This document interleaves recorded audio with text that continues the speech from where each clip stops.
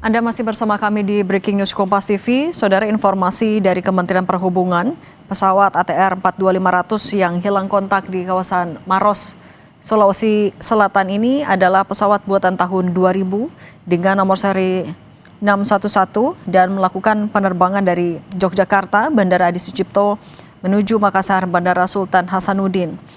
Dari informasi yang kami dapatkan juga, pesawat dalam proses pendekatan menuju Bandara Sultan Hasanuddin Makassar, pesawat teridentifikasi sempat tidak berada pada jalur pendekatan yang seharusnya.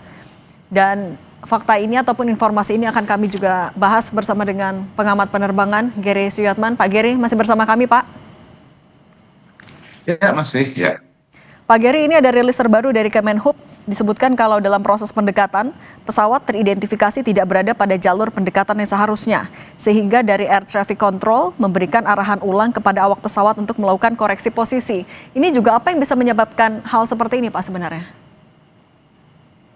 Ya, bisa saja, ya banyak faktornya. Bisa saja karena pertama, mungkin mereka tidak familiar, krunya tidak familiar dengan bandara itu, prosedurnya mungkin mereka salah mengeksekusinya, itu banyak sekali kemungkinannya.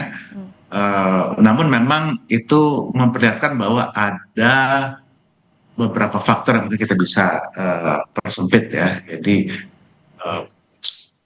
ini yang bisa jadi pertanyaan adalah apakah krunya capek? Ya, karena kalau dari informasi yang kita dapatkan dari pancaran ADS-B pesawatnya itu, pesawat setelah Pulau Madura dia turun ke ketinggian rendah untuk melakukan tersebut. Apakah itu mengakibatkan krunya letih? Kita nggak tahu, mungkin. Ya, lalu habis itu dia pada saat mendekati Makassar dia sudah di ketinggian 6.000 kaki, kelihatan normal gitu. Tapi namun kemudian kenapa kok jadi seperti itu? Ya itu harus ditelusuri nanti. Tapi dari sini kita bisa lihat ya, bahwa kita bisa mungkin persempit bahwa kondisi pesawat dari sisi mesin, dari sisi pengoperasiannya itu bisa dianggap normal.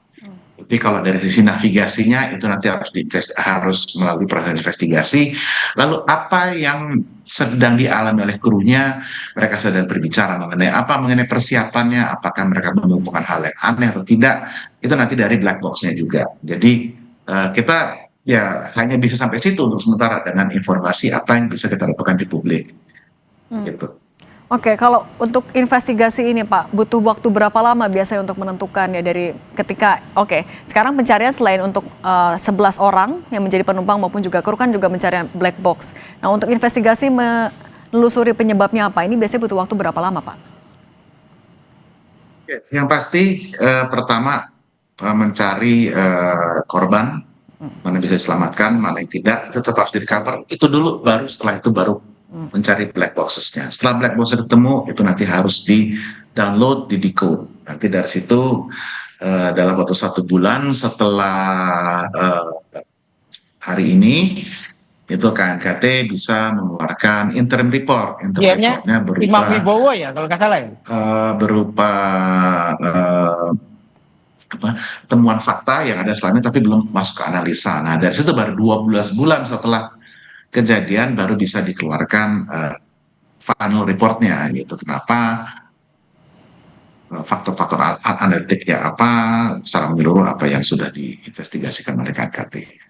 Jadi mereka punya waktu 12 bulan untuk menyelesaikan itu, kecuali memang ada beberapa faktor yang harus butuh waktu lebih banyak lagi. Itu dalam 10 tahun terakhir kecelakaan yang butuh waktu ekstra oleh KNKT itu baru 1 dari sekian yang mereka investigasikan.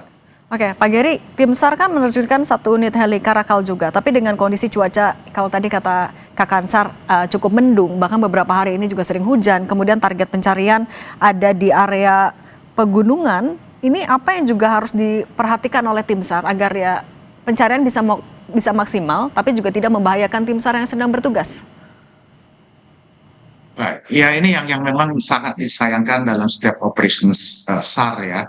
Banyak yang tidak memahami bahwa jangan sampai kita harus menyelamatkan si penyelamat. Itu yang sangat harus dihindari sekali, karena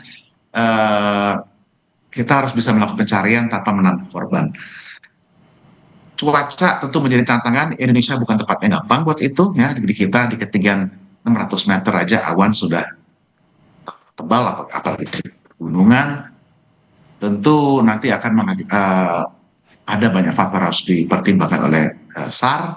Dan tentu kenapa tim lapangan yang melalui darat itu masih sangat penting di Indonesia, karena yaitu tadi kondisi geografinya kita.